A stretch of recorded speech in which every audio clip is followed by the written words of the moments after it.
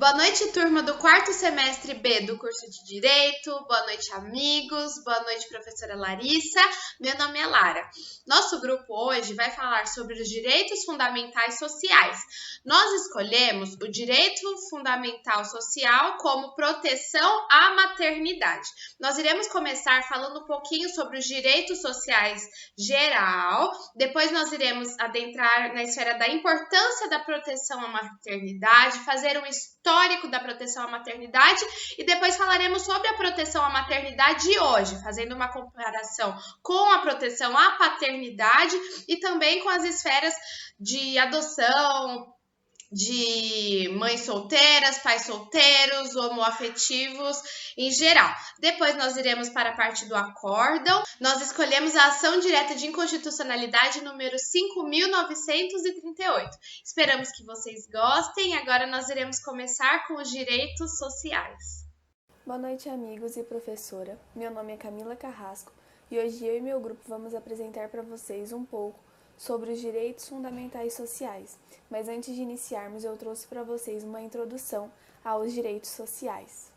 Os direitos sociais, eles são conquistas de movimentos sociais ao longo dos séculos. E atualmente, ele é reconhecido no âmbito internacional como a Declaração Universal dos Direitos do Homem, de 1948, e o Pacto Internacional dos Direitos Econômicos, Sociais e Culturais, de 1966, bem como a Constituição da República de 1988, previsto no seu artigo 6º. Agora eu vou ler a doutrina de Alexandre de Moraes sobre a definição desses direitos sociais. Os direitos sociais são os direitos fundamentais do homem, caracterizando-se como verdadeiras liberdades positivas de observância obrigatória em um Estado social de direito, tendo por finalidade a melhoria das condições de vida aos hipossuficientes, visando a concretização da igualdade social e são consagrados como fundamentos do Estado democrático pelo artigo 1º, inciso 4º da Constituição Federal. Apesar desses direitos atenderem às necessidades individuais dos seres humanos, eles têm nítido caráter social, porque uma vez não atendidos, eles recaem sobre toda a sociedade. E sobre isso, Celso Barroso Leite explica. A proteção social se preocupa, sobretudo, com os problemas individuais de natureza social. Assim entendidos, aqueles que, não solucionados, têm reflexos direitos sobre os demais indivíduos e, em última análise, sobre a sociedade. A sociedade, então, por intermédio de seu agente natural, o Estado, se antecipa a esses problemas adotando para resolvê-los principalmente medidas de proteção social. Bom, como garantia dos direitos sociais, nós temos o artigo 6º ao 11 da Constituição Federal, que eu vou estar lendo agora, só que ele tem alguns incisos, principalmente o 6º e o 7º, então eu vou deixar na tela para vocês acompanharem. Artigo 6º. São direitos sociais a educação, a saúde, a alimentação, o trabalho e a moradia, o transporte, o lazer, a segurança e a previdência social, a proteção à maternidade, à infância e a assistência dos amparados na formação da Constituição.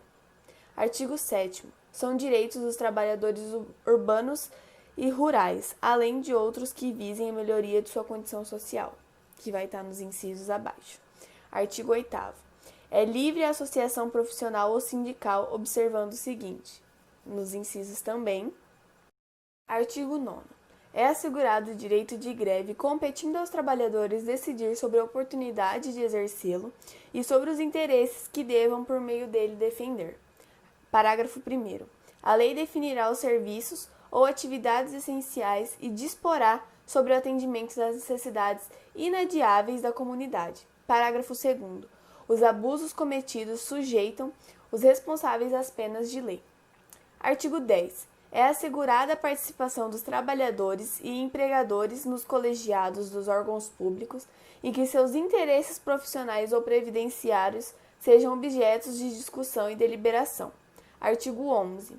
Nas empresas de mais de 200 empregados é assegurada a eleição de uma representante destes como finalidade exclusiva de promover-lhes o entendimento direito com os empregadores. E também eu trouxe uma curiosidade sobre a diferença entre os direitos fundamentais e os direitos sociais. Os direitos fundamentais são aqueles que fazem referência a direitos e garantias inerentes do ser humano a nível internacional, como, por exemplo, a Declaração Universal dos Direitos Humanos da ONU. Os direitos fundamentais é inspirado em pactos e acordos dos direitos humanos consolidado no ordenamento jurídico, principalmente da dignidade humana, e são garantias materiais e formais previstas na Constituição de 1988. Olá, meus caros colegas de sala e professora Larissa. Para quem não me conhece, meu nome é Beatriz Helena e nesse instante falarei um pouco sobre a importância da proteção à maternidade. Há muitos anos, as mulheres vêm buscando seu espaço na sociedade e com muita força até os dias atuais, elas vêm lutando pelos seus direitos e pela igualdade. Em uma sociedade de base patriarcal como a nossa, as mulheres ainda hoje sofrem discriminação nos mais diversos campos, sendo eles políticos, sociais e profissionais. Após muita luta e resistência, foram surgindo algumas mudanças no comportamento social e, com isso, algumas leis de proteção ao trabalho da mulher, para que o preconceito e a discriminação dessem espaço ao respeito e à valorização. Em relação à proteção à maternidade, as medidas legais têm objetivo de caráter social, tendo em vista que, ao se proteger a mãe e mulher trabalhadora, preserva-se também o recém-nascido e a família, com repercussões positivas em toda a sociedade. A proteção à maternidade visa que a mulher empregada, gestante ou lactante não seja prejudicada em nenhum momento do seu emprego, assegurando a sua licença maternidade e o seu salário. É de extrema importância que essa mulher tenha a sensação de segurança nessa nova fase de sua vida e esteja ciente de que tem o auxílio que precisa. Historicamente, o marco adotado para a proteção à maternidade é a Revolução Industrial, justamente por ser um momento em que o homem começa a se inserir na sociedade a partir da sua forma de trabalho. Se discutem os conflitos de classe, que apesar da juridificação como o advento do direito do trabalho, ainda ambas as partes pleiteavam por garantias, por melhorias. Para os empregadores, as garantias sociais que geravam custos de produção deveriam ser contidas ou reduzidas sempre que possível. Já para os trabalhadores, essas garantias deveriam ser ampliadas, já que representavam melhorias tanto materiais quanto sociais. No que se refere aos direitos de proteção à mulher no trabalho, essa questão não se limitava somente às longas jornadas de trabalho, mas também quando elas iam receber um salário, que geralmente era metade do valor do que o homem recebia, e quando elas engravidavam, que geralmente elas eram dispensadas imediatamente e substituídas por outro funcionário. Em 1919, no mesmo ano em que se criou a Organização Internacional do Trabalho, diversas convenções foram realizadas e, graças a elas, passou a se assegurar os direitos da proteção da gestante. Entre eles, passou a se garantir uma licença remunerada compulsória, na qual a empregada ela recebia um valor do cofre público, que para a época seria equivalente à subsistência saudável dela e da criança, e ela podia ficar, foi assegurada a ela o direito de ficar 6 semanas em casa antes do parto, 6 semanas depois. Quando voltasse ao trabalho, ela tinha intervalos de 30 minutos para amamentação e, além disso, foi vedado ao empregador que a dispensasse. Porém, apesar dessas novas garantias, muitas coisas da questão profissional ainda ficaram muito pendentes.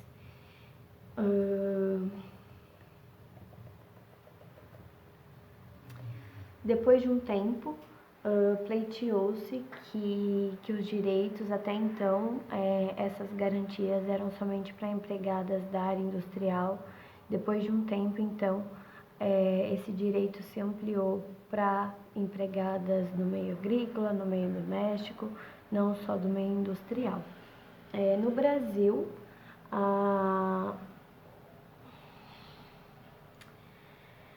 primeira norma acerca da proteção à maternidade foi por meio de um decreto em 1932, que mais tarde teve suas garantias incluídas na CLT de 1943. porém, somente com a Constituição Federal de 1988, que se efetiva a proteção à relação do emprego da gestante no nosso ordenamento jurídico. Com o tempo, todas as mudanças basicamente foram em cima do tempo em que a gestante podia ficar em casa, foram em cima do tempo de gestão do prazo de licença maternidade, foi aumentando gradativamente o número de semanas em que ela podia ficar, foi aumentando gradativamente seus direitos dentro das questões profissionais, dentro das questões remunerativas, dentro das questões contratuais. Antes, a mulher podia ser mandada embora ou não podia ser assistida pelas garantias caso ela demonstrasse atitudes desleixadas no trabalho ou que engravidasse tendo um contrato com prazo. E algumas dessas coisas foram atendendo às novas demandas sociais e foram sendo modificadas.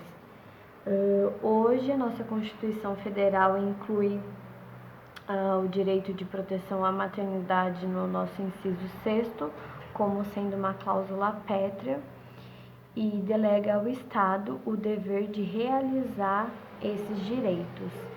E apesar da gente conseguir observar no nosso ordenamento uma evolução significativa nesse direito, ainda existem muitas garantias que precisam ser tuteladas e outras existentes que precisam ser ampliadas. Boa noite a todos, meu nome é João. Agora eu vou continuar no tocante à proteção à maternidade, mas eu gostaria de ressaltar as formas de proteção que a gente tem atualmente. Mesmo que a gente ainda não tenha na prática resultados 100% efetivos, né, a gente já tem as leis positivadas em defesa da maternidade, como alguns exemplos que são o artigo 391 da CLT, que é a Consolidação das Leis do Trabalho, que proíbe que a gente utilize como um justo motivo para rescisão o fato da mulher ter se casado, contraído matrimônio ou estar grávida. E esse motivo também proíbe, esse artigo também proíbe que esse motivo seja razão para que o contratante, né, não contrate uma funcionária mulher, que ele deixe de contratar ela, faça a diferença dela por conta dela ter se casado ou estar grávida. Temos também o artigo 395, também da CLT, a gente vai falar bastante da CLT, que trata especificamente do aborto, e diz que em casos que o aborto não é criminoso, mas sem entrar no mérito de ser crime ou não, e for comprovado por atestado médico, a mulher tem direito, sim, ao repouso remunerado de apenas 2 semanas. E fica assegurado o direito dela de retornar para a função que ela exercia antes do seu afastamento. O artigo 394, também da CLT, vai falar o quê? Que nos casos em que o trabalho é prejudicial à gestação da mulher, ela pode pedir a rescisão do seu contrato de trabalho e fica livre de aviso prévio. Ou seja, no momento que ela sentir que está fazendo mal para ela, ou que pode vir a fazer mal, ela pode pedir a rescisão do contrato sem prejudicar ela de forma alguma.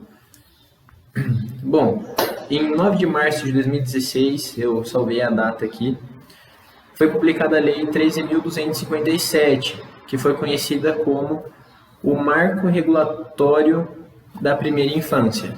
É uma lei que estabelece, que ela tem que estabelecer princípios e diretrizes para a formulação e implementação de políticas públicas para crianças menores de 6 anos, em atenção à especificidade e relevância dos primeiros anos de vida da criança, o desenvolvimento dela, a diferença de um desenvolvimento com e sem os pais.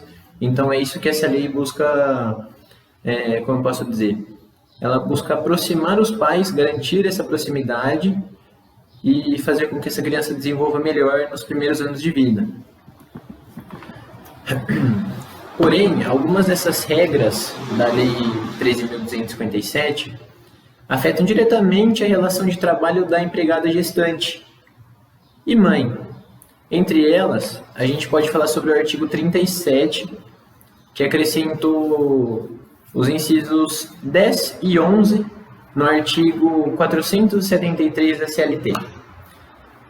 O inciso 10 permite que o empregado deixe de comparecer no serviço, que ele se ausente do serviço por até 2 dias, sem prejuízo do seu salário, sem que seja descontado, para poder acompanhar sua mulher, companheira, a mãe do seu filho, em consultas médicas e exames durante a gravidez.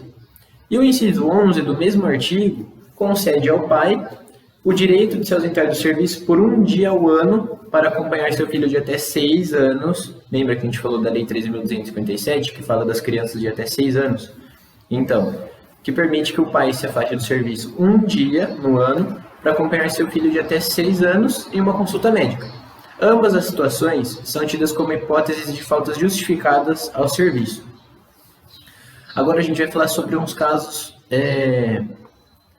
curiosos, né? Como eu posso dizer? Bom, algumas possibilidades, né, que a gente tem também, que a lei abrange.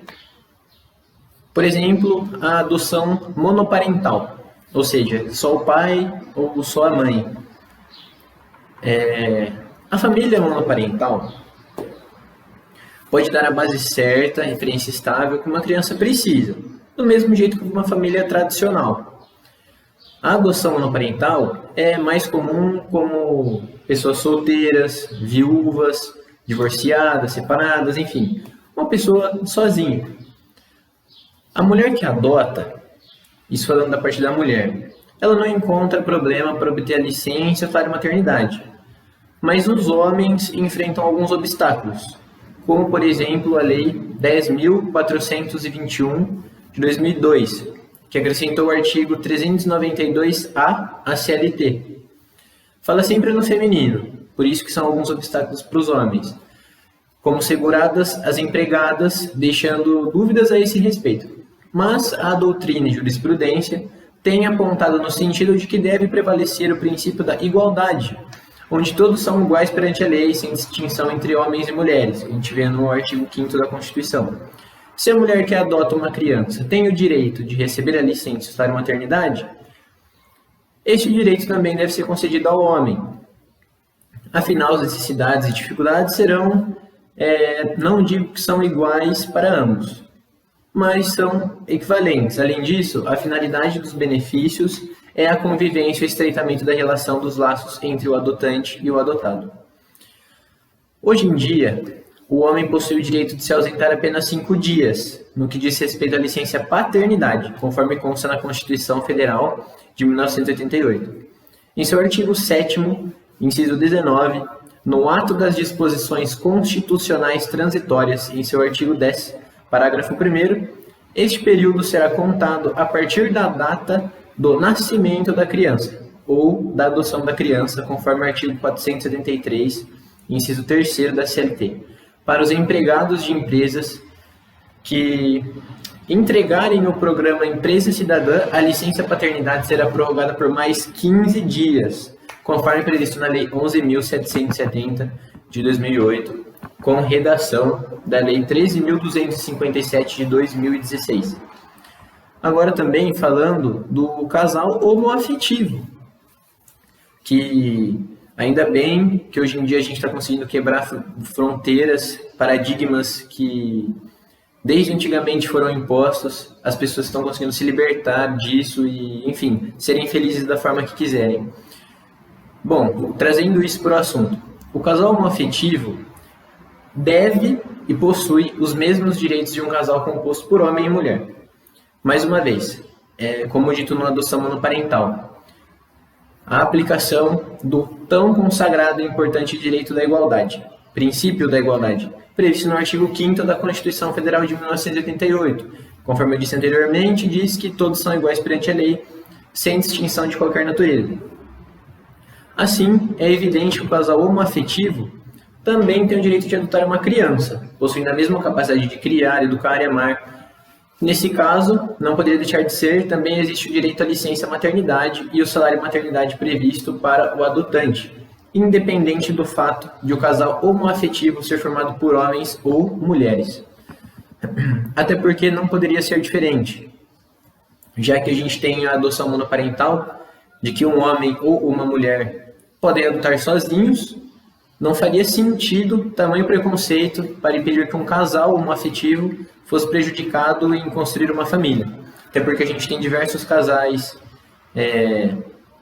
tradicionais entre homens e mulheres que, enfim, em um momento de responsabilidade acabam fazendo ali e depois não tem peito de assumir a criança e acabam deixando ela de canto, onde pessoas como solteiras, viúvas, enfim, casais homoafetivos têm vontade de dar uma família para essa criança, de dar a oportunidade dessa criança desenvolver, ser amada, ser respeitada.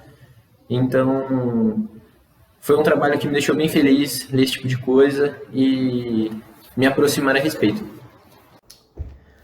Bom dia, para quem não me conhece, meu nome é Leonardo e eu vou começar apresentando o caso em questão.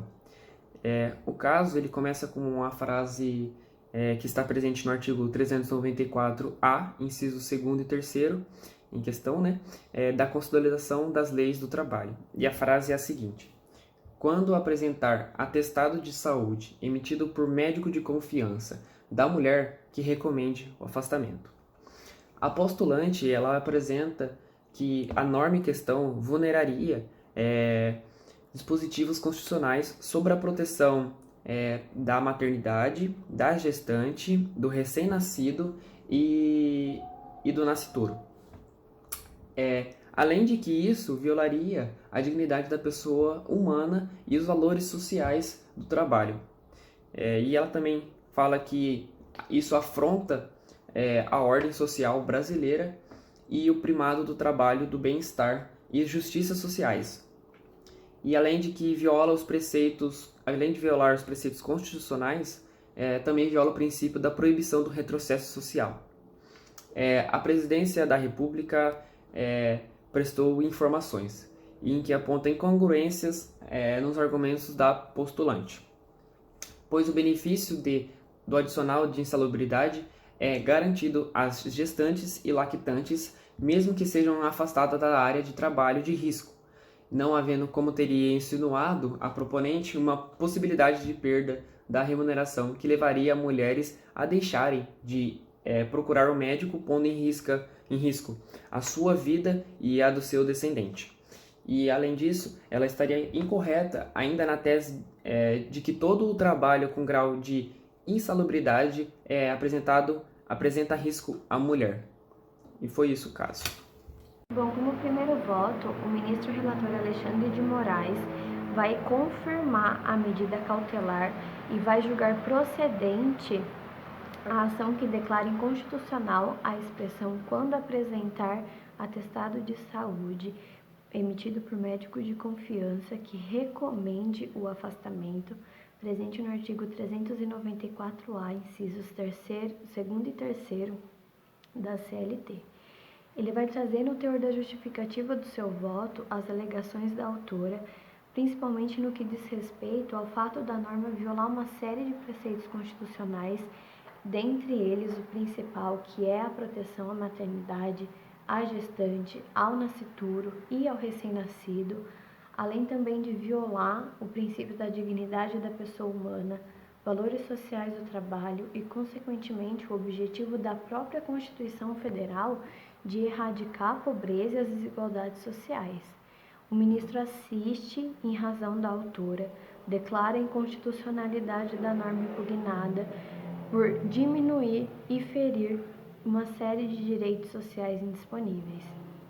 Ele vai justificar também que as normas, além de exporem as empregadas gestantes ou lactantes às atividades em ambiente insalubre de grau mínimo ou médio, também impõe a elas o ônus de apresentar um atestado de saúde emitido por médico de confiança que recomende o afastamento como condição para o próprio afastamento.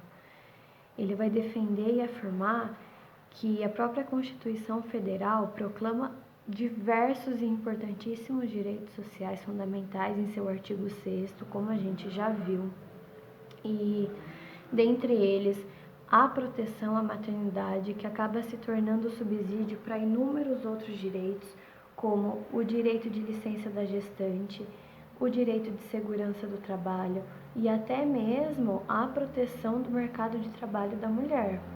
Sob essa ótica, o relator afirma que a proteção da mulher no ambiente de trabalho insalubre acaba discorrendo também sobre a proteção da criança. A imprescindibilidade da máxima eficácia de proteção à maternidade é simultânea à integralidade da proteção da vida da criança também, se tornando um direito de dupla titularidade. São direitos irrenunciáveis que não podem ser afastados nem por desconhecimento, nem por impossibilidade e, no caso, nem pelo simples fato da gestante acabar esquecendo de juntar um atestado médico. Uma coisa muito importante que o relator vai trazer para a gente na sua justificativa é o fato da previsão determinar que o afastamento automático do ambiente insalubre só vai se dar quando a insalubridade for de grau máximo, o que contraria a jurisprudência da Suprema Corte, principalmente no fato da Corte titularizar os direitos da gestante, do nascituro, do recém-nascido, em quaisquer circunstâncias de risco ou gravame que podem prejudicar a saúde ou o bem-estar. Ele vai trazer a analogia de um outro caso, também julgado pelo STF, no qual ele próprio consigna que o conjunto de direitos sociais foram consagrados constitucionalmente e representam liberdades positivadas de observância de um Estado social de direito que tem por finalidade a melhoria das condições de vida e a concretização da igualdade social, o que vai consignar fundamentos de um Estado democrático. E é nesse ponto, em específico, que ele também assiste a autora em uma parte da sua alegação, em que ambos afirmam que, além dos preceitos constitucionais violados já citados, a afirmação da expressão dessa norma viola também o princípio da proibição do retrocesso social. Ao final do seu voto, o ministro relator vai trazer novamente a questão de que o ônus de que a empregada precisa apresentar uma documentação que comprove a circunstância de afastamento sujeita a trabalhadora a uma situação de constrangimento para o exercício do seu direito. Ao final também, ele afirma que nos casos em que não for possível a realocação da empregada em local salubre, enseja a empregadora a percepção de que ela deve pagar um salário maternidade durante todo o período de afastamento. Agora eu vou falar um pouquinho sobre a fundamentação que o ministro Edson Fachin deu sobre o seu voto. Ele antecipou o seu voto, acompanhou integralmente o voto do ministro relator Alexandre de Moraes e na antecipação do voto ele disse que ele viu no texto constitucional a oportunidade de remover a inconstitucionalidade saliente presente na norma questionada na ADI. E ele tinha o objetivo de proteger o tripé maternidade, nascituro e infância. Ele destaca que foi uma imposição muito grande que a lei questionada trouxe às mulheres, que naturalmente já são discriminadas, ao ônus de precisar correr atrás de algo que já é seu por direito, que é a saúde sua e de seus filhos. Dessa forma, ele juntou a sua declaração de voto à do ministro Alexandre de Moraes. Depois, na hora do seu voto, ele iniciou o seu voto destacando alguns argumentos da autora da ADI. A autora coloca em questão a lei que afronta os direitos fundamentais que protegem a maternidade, a gestação, o nascituro e o recém-nascido. Ela diz que essa lei ela atinge os artigos 6º e 7º, 196, 201 e 203 da Constituição Federal. E ela defende que a norma, ao violar esses valores sociais do trabalho, deixa de observar o objetivo fundamental da República Brasileira, que é erradicar a pobreza e reduzir as desigualdades sociais e regionais. Logo em seguida, o ministro Edson Fachin apresenta a resposta dos legisladores, que dizem que é necessário analisar as condições de cada caso para efetivamente estabelecer o grau de risco que a gestante sofre, que o nascituro sofre, que o recém-nascido sofre, respectivamente, quando a empregada exerce atividades em ambiente insalubre. Ele depois começa a contextualizar a questão em debate, que é se a mulher deve ou não trabalhar em ambiente insalubre, se ela deve ou não precisar de atestado. E para isso ele começa fazendo uma regressão histórica dos direitos trabalhistas destinados às mulheres.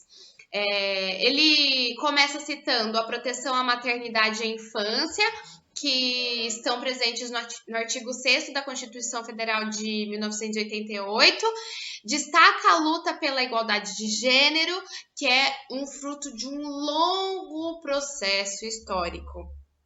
Ele também cita uma grande conquista da mulher trabalhadora brasileira, que foi alcançada em 1943, que foi a consolidação das leis do trabalho, que estabeleceu a inserção das mulheres no mercado de trabalho em igualdade de condições com o homem. A CLT, desde então, vem sendo atualizada naquilo que ela se torna obsoleta e inclui o que se faz necessário à proteção da mulher no mercado de trabalho.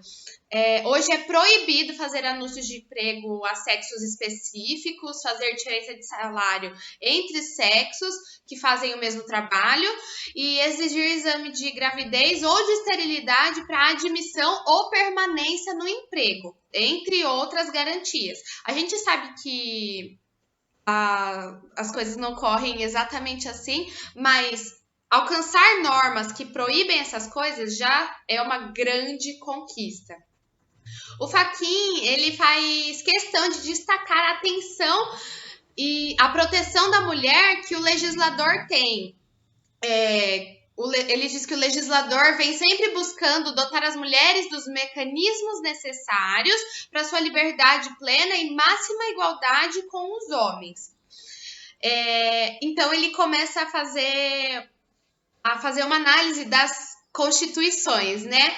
Ele diz que nas constituições de 1824 e 1891, elas reconheciam a atuação das mulheres unicamente na esfera privada em serviços domésticos. Então, elas podiam ser governantas, professoras particulares, mas nada além disso. Elas só podiam atuar em serviços domésticos, empregada, cozinheira, só nessas áreas. A Constituição de 1934 foi a primeira a defender legalmente a igualdade perante a lei entre homens e mulheres, vedando privilégios e distinções. A Constituição de 1988 é a que mais abrange os direitos à igualdade de gênero e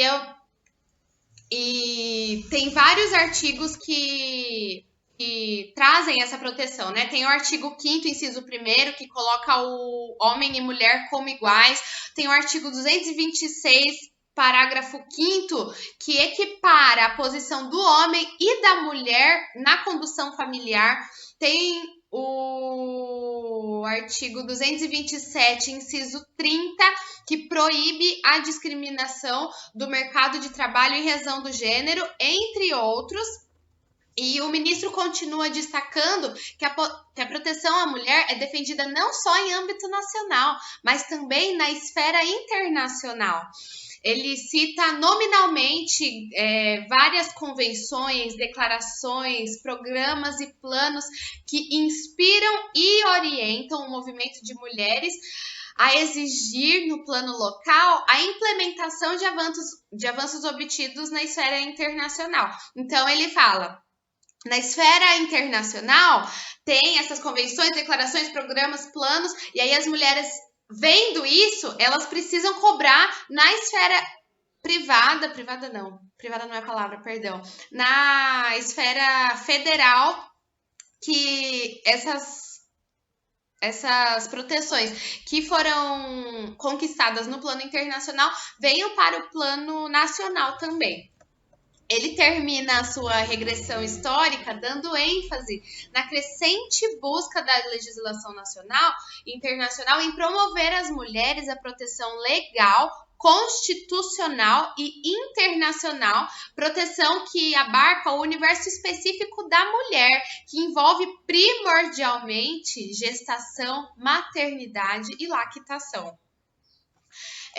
Edson Fachin também, ele cita, então, dá início à sua conclusão, o argumento da Advocacia Geral da União, que defende que a lei em questão tem o objetivo de assegurar às mulheres condições mais equânimes para disputar oportunidades de emprego em locais reputados insalubres. Haja vista que trabalhadoras em idade reprodutiva muitas vezes são preteridas, simplesmente em razão da mera possibilidade de uma futura gravidez. Mas o ministro faz um argumento brilhante aqui, e ele diz que essa motivação da União é uma naturalização de práticas discriminatórias em razão do sexo.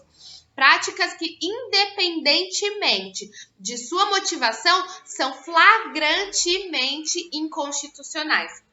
Ele destaca a incompetência do legislador ao impor à mulher gestante ou lactante o ônus de comprovar a inexistência de risco à sua saúde e da sua criança em trabalhar em local insalubre. Por isso, ele diz que o legislador não cumpriu o seu dever de acabar com a discriminação sofrida pelas mulheres no ambiente de trabalho. Esse ônus imposto às mulheres, ao transferir à mulher gestante ou lactante o papel do Estado, que é proteger a mulher, reforça a discriminação feminina porque recai sobre ela a escolha de comprovar ou não o risco à sua saúde e à de seu bebê. A legislação que é questionada é flagrantemente inconstitucional, porque contraria a igualdade, reforça a vulnerabilidade da mulher e, ao invés de, como é a função da legislação, atenuar essas diferenças, né? Ele também, para finalizar, ele cita uma estudiosa nesse assunto da proteção à mulher, proteção à maternidade, ela chama Catherine McKinnon. Ela estuda isso lá na América do Norte, então ele continua falando que essas coisas não acontecem só no Brasil, acontecem no mundo inteiro, e ele traz as citações dela muito brilhantes que eu nem quis diminuir, resumir. Eu vou fazer as citações do jeitinho que ela escreveu mesmo, porque são muito, muito, muito importantes. Ela escreve assim: a dominação masculina das cadeiras do poder legislativo impedem o avanço da igualdade de gênero nas políticas públicas. Ela continua criticando a Declaração dos Direitos Humanos, né?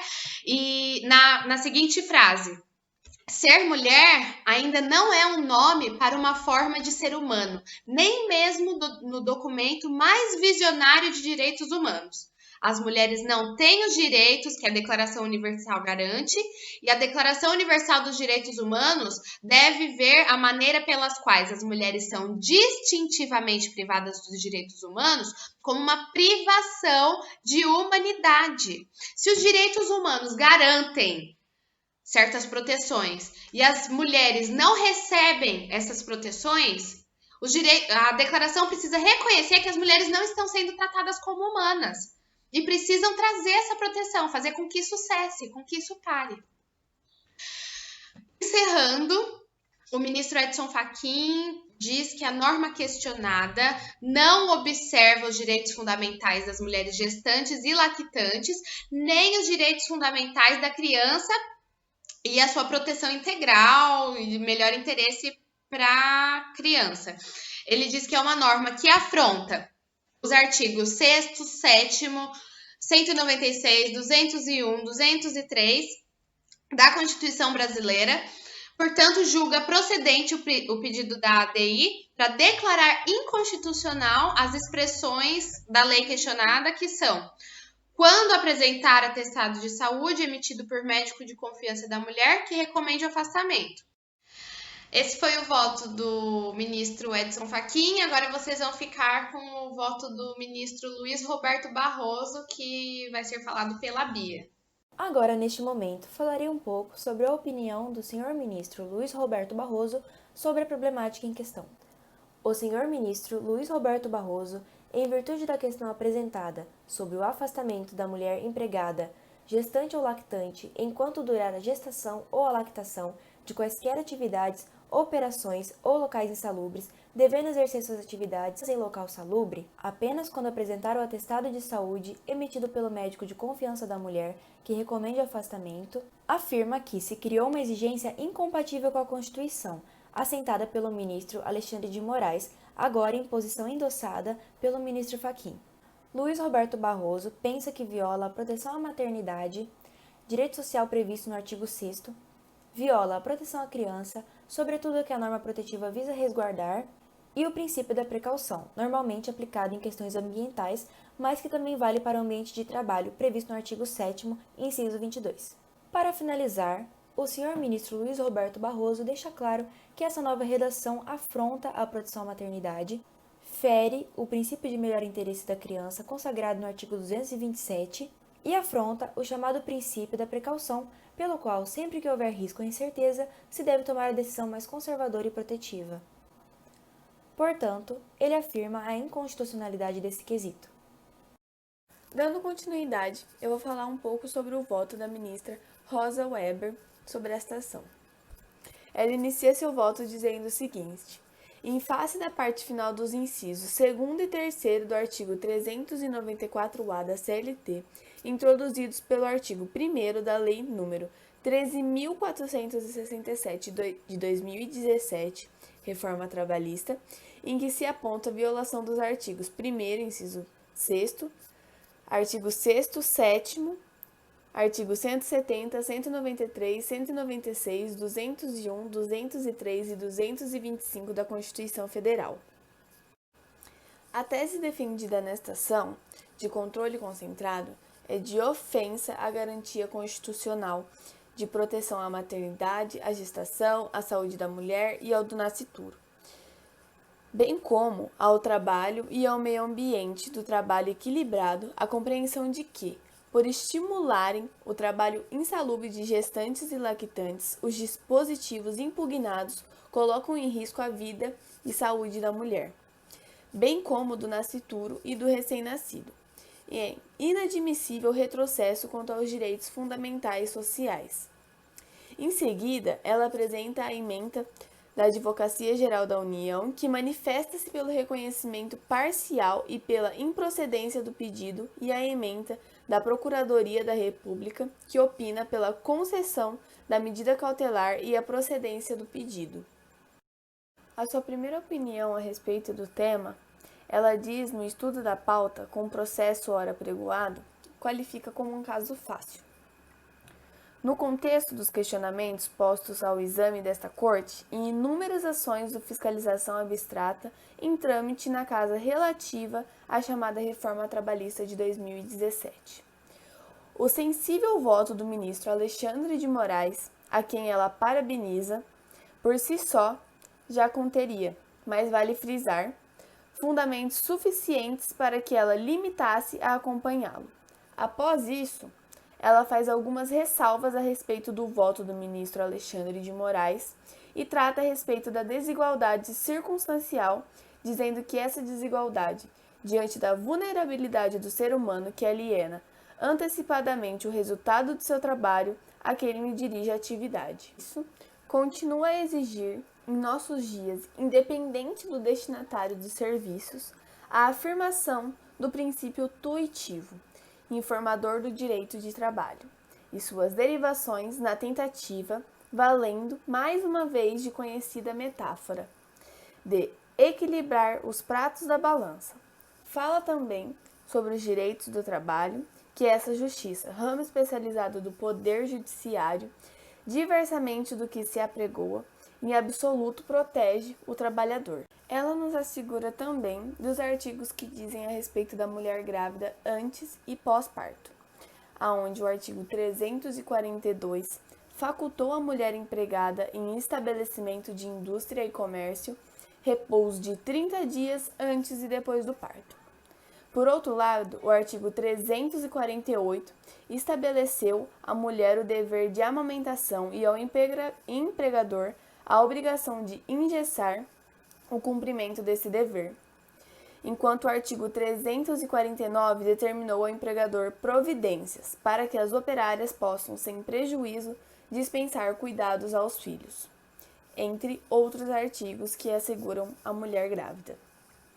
Nesse sentido, é inegável o avanço da nossa Constituição Cidadã na proteção da maternidade com o direito social, artigo 6º. Também o artigo 226, com a redação dada pela Emenda Constitucional número 65 de 2010 a respeito da família como base da sociedade, bem como do planejamento como livre decisão do casal, fundado no princípio da dignidade da pessoa humana e da paternidade responsável, atribuído ao Estado e ao dever de propiciar recursos educacionais e científicos para o seu exercício. E finaliza esse assunto dizendo que a Declaração Universal dos Direitos Humanos de 1948 proclama a relevância dos cuidados à assistência especial à maternidade e à infância.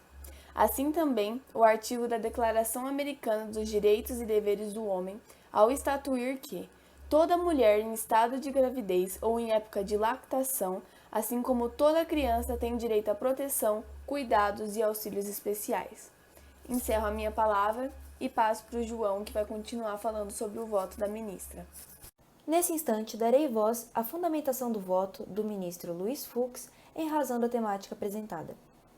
O ministro Luiz Fux começou a fundamentar seu voto com a ementa: Direito do Trabalho, Reforma Trabalhista, CLT, artigo 394-A, incisos 2º e 3º, com a redação dada pelo artigo 1º da Lei nº 13.467, de 2017, realização de atividades consideradas insalubres por empregadas gestantes e lactantes, afastamento condicionado à apresentação do atestado de saúde emitido por médico de confiança da mulher, ofensa ao direito à saúde, a proteção da maternidade e a valorização do trabalho humano. Constituição Federal de 88. Artigos 1º, inciso 4º, artigos 6º e 7º, incisos 20 e 33, artigos 170, 193, 196, 201, 203, inciso 1º e artigo 225. Cautelar confirmada, ação conhecida e julgado procedente o pedido. O ministro Luiz Fux apresentou alguns pontos importantes para sua decisão. Dentre eles, pode-se citar a inconstitucionalidade das atividades consideradas insalubres praticadas por empregadas gestantes ou lactantes, ainda que não apresentem atestado médico emitido por um médico de sua confiança que recomende o afastamento, pois isso viola a proteção à família, à igualdade de gênero, aos valores sociais do trabalho e à saúde. Fux baseou-se também na proteção especial à família pelo Estado, que consta no artigo 226 da CRFB, o que impede que a gravidez ou a amamentação sejam motivos para fundamentar qualquer ato contrário ao interesse da mulher ou que lhe imponha grave prejuízo. Afirmou também que o Estado não pode impor escolhas trágicas em detrimento da formação da família, pois essas escolhas cabem apenas aos membros da mesma. Segundo o ministro no caso, ao condicionar o afastamento da lactante ou gestante à apresentação de atestado de saúde emitido por médico de sua confiança, que recomende o afastamento durante a gestação ou lactação, as normas impugnadas transferem às trabalhadoras o ônus da proteção da saúde da mulher e do bebê numa situação de presumível risco. Falou também sobre a vedação à discriminação de gênero, a desigualdade salarial e argumentou sua tese embasando-se na explicação de igualdade de homens e mulheres em direitos e obrigações. Artigo 5º, inciso 1º, Constituição Federal. Citou também o desemprego, que atinge muitas mulheres e pode prejudicar o planejamento familiar, capaz de conciliar os interesses profissionais e maternais da mulher empregada. Outro ponto que fundamentou sua decisão foi a questão da liberdade reprodutiva, a liberdade de escolha e sobre o frequente sexismo da teoria da liberdade, citando Nancy Hirschman, professora de ciência política da Universidade da Pensilvânia. No tocante à temática, Fuchs também diz que quando o empregador arca sozinho com os custos do afastamento da empregada ou do adicional de insalubridade da trabalhadora gestante ou lactante, surge um incentivo perverso à preterição de trabalhadoras mulheres ou à diminuição de seu salário efetivo, transferindo o custo social à mulher. A desoneração não visa beneficiar o empregador, mas sim a combater a desigualdade do gênero no mercado de trabalho. O ministro também citou o artigo 6º da Constituição Federal, o qual trata sobre o direito da saúde. Afirmou sobre a sua desproporcionalidade à proteção deficiente, a previsão legal que determina, somente em caso de insalubridade em grau máximo, o afastamento automático da mulher gestante do ambiente insalubre, durando até o fim de sua gestação. Em suas palavras finais, disse que o interesse de que a grávida leve a sua gestação com êxito exorbita os limites individuais da genitora, atingindo outros indivíduos e a coletividade. Por fim, o senhor ministro Luiz Fux deixa claro que acompanha o ministro relator na procedência da ação, a fim de ver reconhecida a inconstitucionalidade da expressão, quando apresentar o atestado de saúde emitido por médico de confiança da mulher que recomende o afastamento. Passo a palavra agora ao meu colega de sala, Renan, que dará continuidade à fundamentação do voto de Luiz Fux. Continuando o que a nossa querida amiga Camila já começou, eu gostaria de continuar dizendo sobre a parte de fala da ministra Rosa Weber sobre o tema em discussão, que é a insalubridade da mulher gestante, na ADI 5938. Bom, primeiramente, falando sobre a primeira parte, após o que a Camila já disse,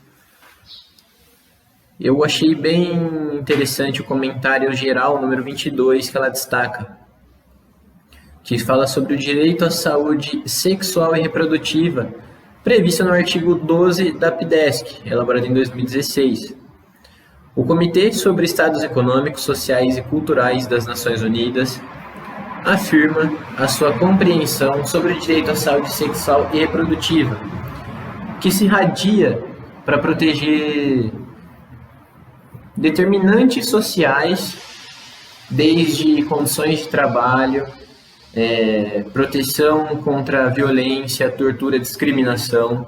Discriminação que vai ser muito bem tratado aqui na nossa apresentação, já que a gente vai falar adiante sobre a maternidade, sobre a mulher como empregada e vários outros tipos de coisa. Enfim, o que ela está querendo garantir ali é o seguinte: a proteção à saúde sexual no que diz respeito à sua segurança dentro do trabalho. A saúde e proteção no trabalho. No que diz especificamente à saúde da mulher, devido à sua capacidade reprodutiva, que é diferente do homem. A concretização do direito à saúde sexual e reprodutiva assume caráter indispensável ao exercício da sua autonomia e liberdade de construir seu projeto de vida. Projeto de vida que a gente vai falar também, principalmente agora, com a Convenção Americana de Direitos Humanos, o Pacto de São José da Costa Rica. No seu artigo 17, ele posiciona na família o núcleo natural e fundamental da sociedade, pelo que deve ser protegida pela sociedade e pelo Estado. Notem que ele disse que o núcleo da família deve ser protegido pelo Estado e pela sociedade. Enquanto o artigo 19 estabelece que, abre aspas, toda criança terá direito às medidas de proteção que a sua condição de menor requer por parte da sua família, sociedade e do Estado. Nessa esteira, a Convenção sobre os Direitos das Crianças, em seu artigo 24, reconhece o direito da criança em gozar do melhor padrão possível de saúde, nela abrangida a adequada assistência pré-natal e pós-natal. Na doutrina de Flávia Piovesan, revelada a insuficiência da proteção de direitos humanos nos primeiros instrumentos internacionais, sobre a perspectiva de proteção genérica, geral e abstrata, iluminada pela igualdade formal, a vulnerabilidade a que submetidos determinados grupos sociais, tornou imperiosa a necessidade de proteção especial e particularizada. Nesse sentido, abre aspas, a diferença não mais seria utilizada para aniquilação de direitos, mas, ao revés, para sua promoção. Mais adiante, eu também gostaria de trazer para a gente, que foi a fala do doutor, deixa eu pegar o nome dele aqui.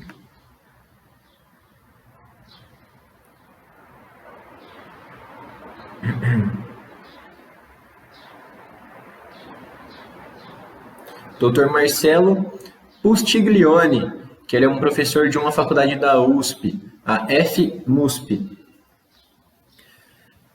que atividade para ele insalubre é, abre aspas, aquela que expõe o trabalhador a agente de risco ocupacional, famoso ARO, específico, ou seja, de natureza física, química ou biológica, biológica. Esse risco, ele resulta, deixa eu explicar para vocês, em uma série de falhas e não conformidades no processo do trabalho, seja administrativo, ambiental ou de proteção, que deveria ser identificado para impedir a ocorrência de novos eventos dessa esfera. Ele ainda afirma que o risco ocupacional compreende em 3 elementos: o agente de risco, ou o famoso hazard, que é qualquer fonte ou elemento que presente um determinado ecossistema pode causar riscos ou consequências graves ao trabalhador. O outro é o perigo de exposição do agente de risco, ou danger, que é aspectos qualitativos e quantitativos do contato do trabalhador com o agente de risco, isso é, a ocorrência a ocorrência efetiva de exposição ao hazard, que é o agente de risco. E o terceiro, que é risco ou risk, probabilidade ou chance de ocorrer o dano à saúde do trabalhador decorrente da exposição ao agente de risco. Então a gente percebe aí que todos eles estão relacionados. O primeiro, que é o agente de risco, hazard. O segundo, o perigo de exposição ao agente de risco, ou seja, o segundo é o perigo de exposição ao primeiro. E o terceiro é o risco de acontecer um problema à saúde do contato com o primeiro, ou seja, é um trampolim aí, que se combater o primeiro, a gente já evita que os próximos 2 venham à tona. Nesse sentido, as medidas de proteção e prevenção devem ser direcionadas à redução ou eliminação do agente de risco e à inadmissibilidade da exposição desprotegida, que aí a gente está falando sobre, primeiro, agente de risco, o hazard, segundo, a exposição, que é danger, o agente de risco.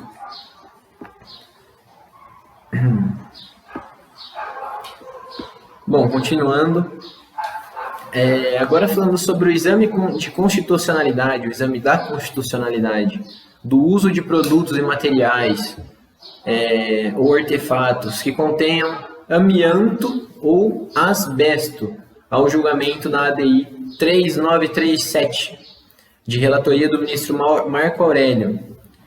Traz ressalto às balizas atinentes à aplicação das normas internacionais, bem como dos princípios da precaução e da proteção à materialização do direito fundamental à saúde, externadas em voto do ministro Aires Brito. Gente, agora eu vou falar um pouco sobre a proteção à maternidade, já que a gente já trabalhou aqui, para não mudar muito o foco. A gente falou sobre a proteção à saúde sexual da mulher, já que ela é um ser humano com capacidade reprodutiva, E depois que eu explicar sobre a maternidade, a gente volta com mais partes do ADI 5938. Bom, dando continuidade ao trabalho, agora eu vou continuar no tocante à proteção à maternidade, mas eu gostaria de ressaltar as formas de proteção que a gente tem atualmente. Mesmo que a gente ainda não tenha na prática resultados 100% efetivos, né, a gente já tem as leis positivadas em defesa da maternidade, como alguns exemplos que são o artigo 391 da CLT, que é a Consolidação das Leis do Trabalho, que proíbe que a gente utilize como um justo motivo para a rescisão o fato da mulher ter se casado, contraído matrimônio ou estar grávida. E esse motivo também proíbe, esse artigo também proíbe que esse motivo seja razão para que o contratante, né, não contrate uma funcionária mulher, que ele deixe de contratar ela, faça a diferença dela por conta dela ter se casado ou estar grávida.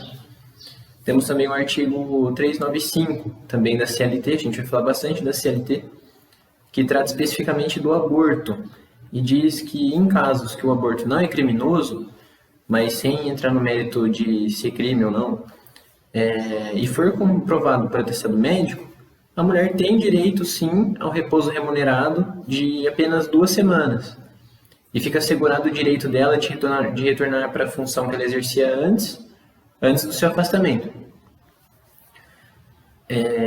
O artigo 394, também da CLT, vai falar o quê? Que nos casos em que o trabalho é prejudicial à gestação da mulher, ela pode pedir a rescisão do seu contrato de trabalho e fica livre de aviso prévio. Ou seja, no momento que ela sentir que está fazendo mal para ela, que pode vir a fazer mal, ela pode pedir a rescisão do contrato sem prejudicar ela de forma alguma. Bom, em 9 de março de 2016, eu salvei a data aqui, foi publicada a Lei 13.257, que foi conhecida como o Marco Regulatório da Primeira Infância. É uma lei que estabelece, que ela tem que estabelecer princípios e diretrizes para a formulação e implementação de políticas públicas para crianças menores de 6 anos, em atenção à especificidade e relevância dos primeiros anos de vida da criança, o desenvolvimento dela, a diferença de um desenvolvimento com e sem os pais. Então é isso que essa lei busca, como eu posso dizer, ela busca aproximar os pais, garantir essa proximidade e fazer com que essa criança desenvolva melhor nos primeiros anos de vida. Porém, algumas dessas regras da Lei 13.257 afetam diretamente a relação de trabalho da empregada gestante e mãe. Entre elas, a gente pode falar sobre o artigo 37, que acrescentou os incisos 10 e 11 no artigo 473 da CLT. O inciso 10 permite que o empregado deixe de comparecer no serviço, que ele se ausente do serviço por até 2 dias, sem prejuízo do seu salário, sem que seja descontado, para poder acompanhar sua mulher, companheira, a mãe do seu filho, em consultas médicas e exames durante a gravidez. E o inciso 11 do mesmo artigo concede ao pai o direito de se ausentar do serviço por 1 dia ao ano para acompanhar seu filho de até 6 anos. Lembra que a gente falou da Lei 13.257, que fala das crianças de até 6 anos?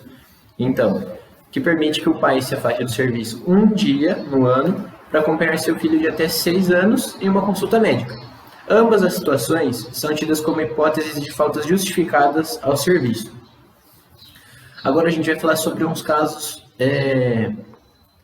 curiosos, como eu posso dizer? Bom, algumas possibilidades que a gente tem também, que a lei abrange.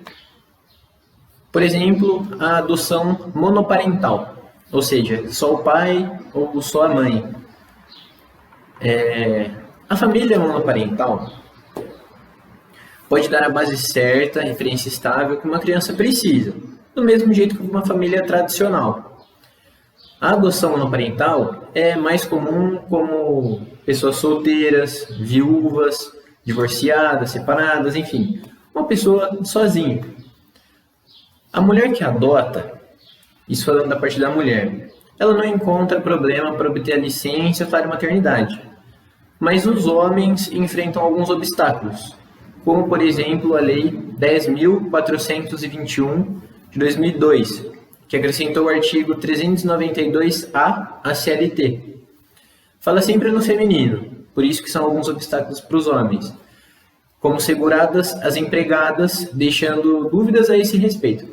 Mas a doutrina e jurisprudência têm apontado no sentido de que deve prevalecer o princípio da igualdade, onde todos são iguais perante a lei, sem distinção entre homens e mulheres, que a gente vê no artigo 5º da Constituição.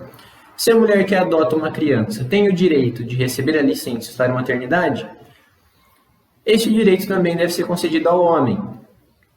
Afinal, as necessidades e dificuldades serão, não digo que são iguais para ambos, mas são equivalentes. Além disso, a finalidade dos benefícios é a convivência e o estreitamento da relação dos laços entre o adotante e o adotado. Hoje em dia, o homem possui o direito de se ausentar apenas 5 dias, no que diz respeito à licença paternidade, conforme consta na Constituição Federal de 1988.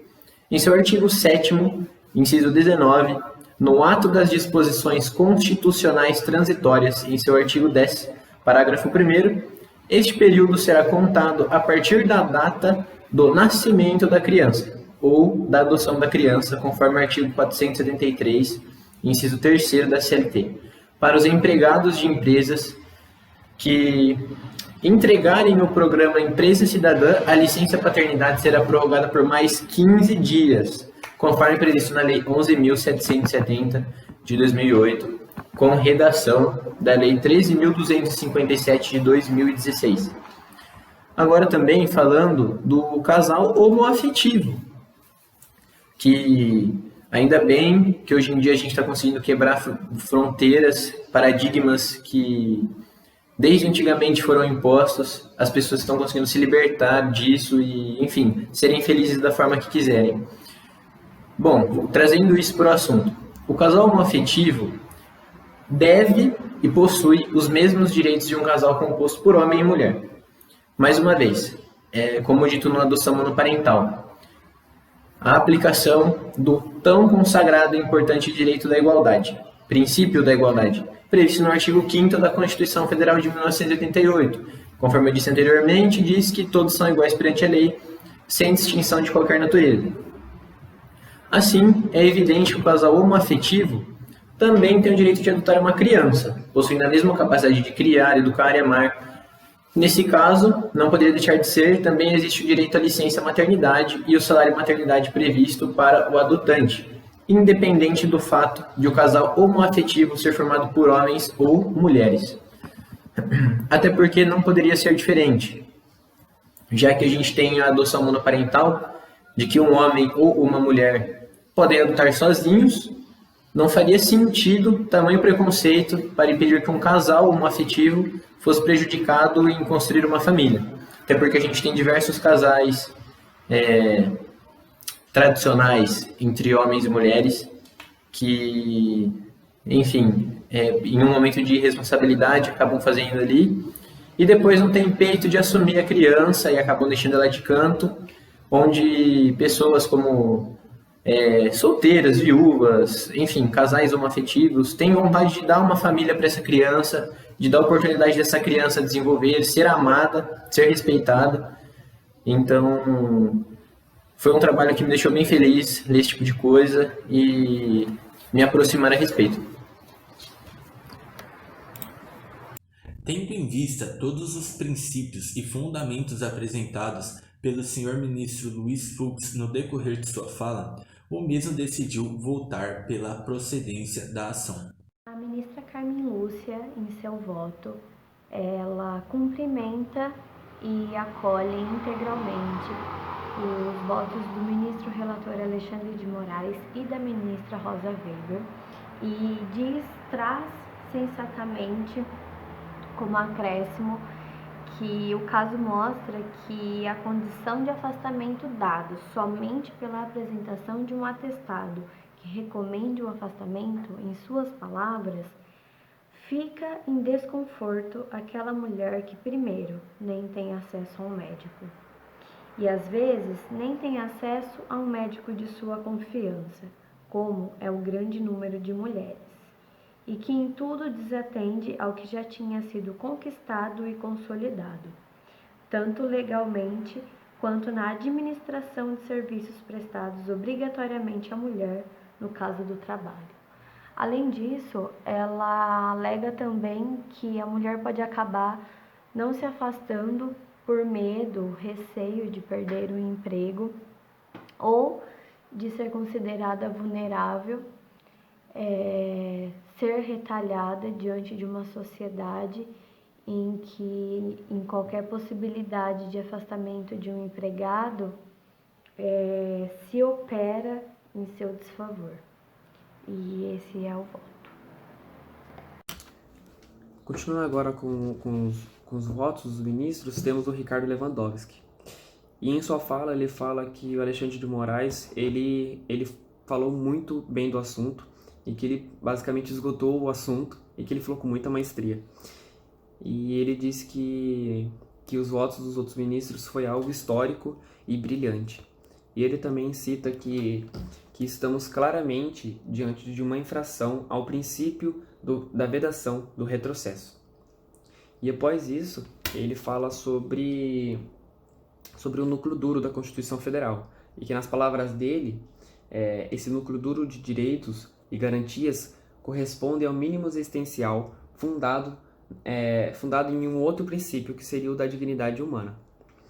E ele também fala que os ministros Rosa Weber e o Alexandre de Moraes, eles apontaram algo que ficou bastante explícito, que isso é uma infração a esse valor magno da Constituição Federal, e que também infringe outros tratados internacionais, implícita ou explicitamente a essa vedação do retrocesso. E ele também fala que o Alexandre de Moraes foi muito corajoso a deferir a liminar quando estamos diante de uma evidente periculum in mora e fumus bonis iuris. Não sei falar latim, desculpa. E depois ele fala que uma frase de Rui Barbosa, que eu vou falar para vocês. Medo, venalidade, paixão partidária, respeito pessoal, subserviência, espírito conservador, interpretação restritiva, razões de Estado, interesse supremo, como quer que te chame, prevaricação judiciária, não escaparás ao ferrete de Pilatos. O bom ladrão salvou-se, mas não há salvação para o juiz covarde. E depois dessa frase, ele finaliza o voto dele e ele parabeniza o Alexandre de Moraes por a sua posição e pelo voto da liminar. Foi isso. Após o voto do Ricardo Lewandowski, temos o voto do Gilmar Mendes. Basicamente, ele, em primeiro momento, saudou Alexandre de Moraes e depois ele parabenizou a Rosa Weber por ter trazido essa base histórica dos direitos sociais do trabalho. E como não tinha muito mais coisas para ele retratar ali, porque os demais ministros já tinham esgotado muito o assunto, eles tinham falado com muita maestria o assunto, ele basicamente acompanhou a decisão dos demais ministros anteriores a ele. E foi isso.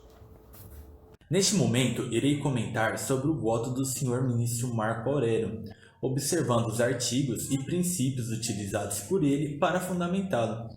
O ministro Marco Aurélio iniciou seu voto esclarecendo que não o faria como espelho de sua vida pessoal, haja vista que este possui 3 filhas, as quais 2 foram gestantes e lactantes.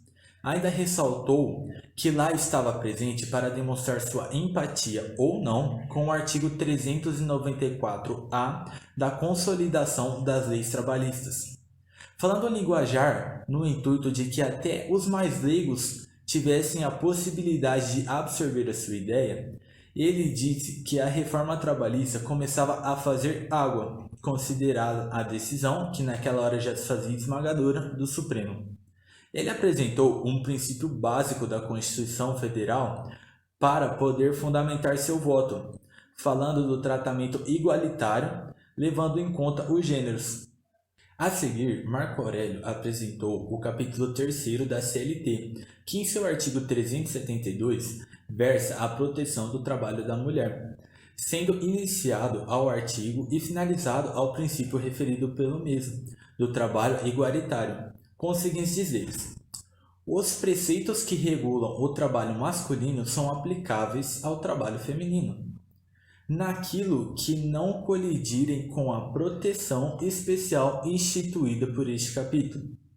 Pregando o ideário de tempos, o ministro relacionou os dizeres dos antigos em que nada surge sem causa para trazer ao momento, sendo que, em sua visão, houve motivação para a reforma trabalhista.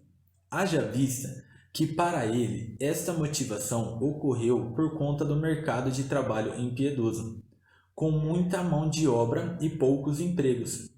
Apresentando sua opinião, disse que a visão do excesso da proteção ao gênero feminino por vezes o prejudica. Isso pois a economia é impiedosa e nestes momentos acaba por desfavorecer a mulher. Em seguida, ele defende a ideia de que a mulher não precisa ser tutelada de maneira excepcional, mas sim obter liberdade em sentido maior. Após isto, o ministro apresenta o artigo 394 da CLT, onde diz: mediante atestado médico, a mulher grávida é facultado romper o compromisso. Fica dispensado inclusive do aviso prévio, que deve ser concedido ao tomador de serviços, resultante de qualquer trabalho e contrato, desde que este seja, trabalho, prejudicial à gestação.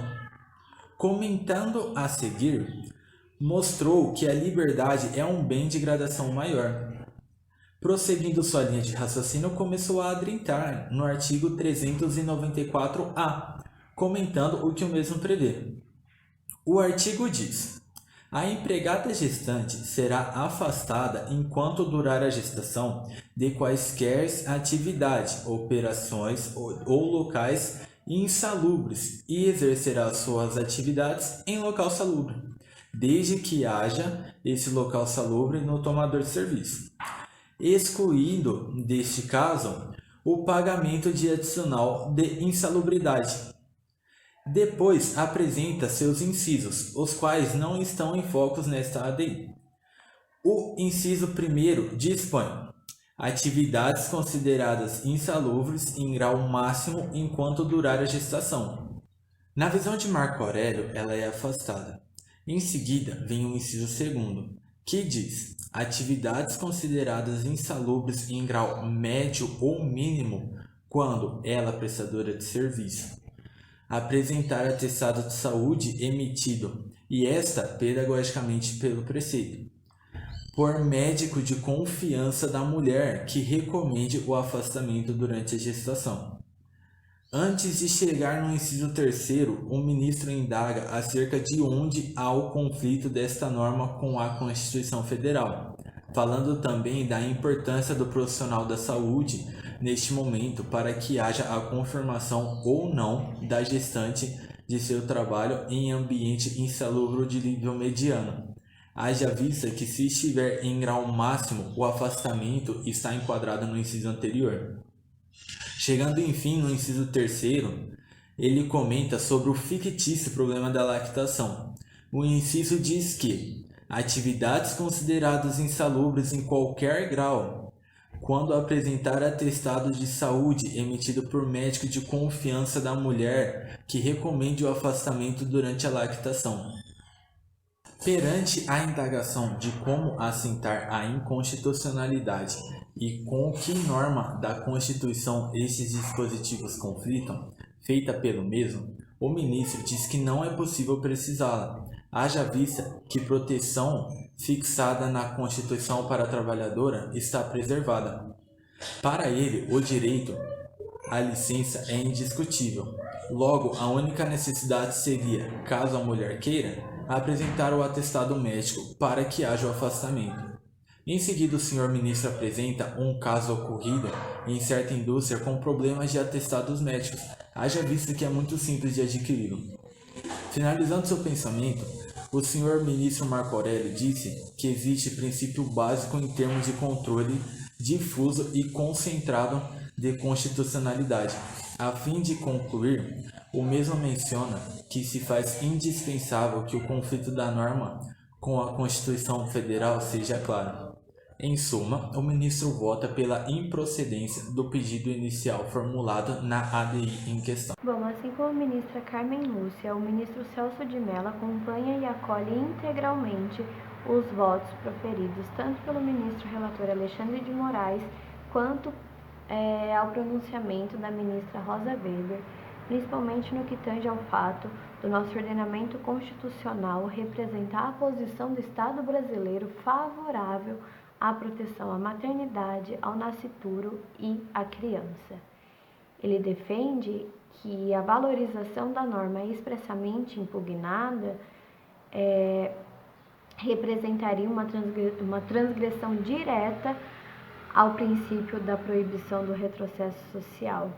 Ele enfatiza que esse princípio é o responsável por impedir que, em se tratando de direitos fundamentais de caráter tanto social quanto fundamental, sejam desconstituídas as conquistas já alcançadas pelo cidadão ou pela formação social em que ele vive, ou seja, impede que os níveis de concretização já alcançadas, uma vez atingidos, venham a ser reduzidos ou suprimidos de certa forma, passando a constituírem-se como garantias constitucionais e direitos subjetivos.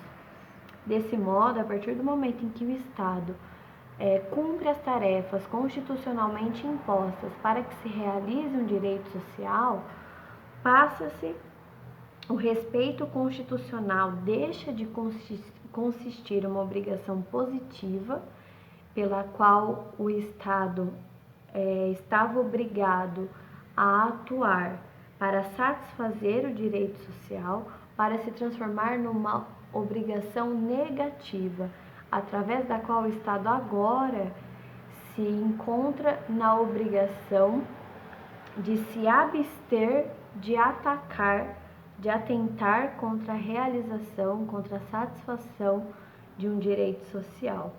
Essa é a justificativa do voto do ministro, que claramente, ao acompanhar integralmente os votos proferidos pelo ministro Alexandre de Moraes e pela ministra Rosa Weber, vota procedente a ação de inconstitucionalidade.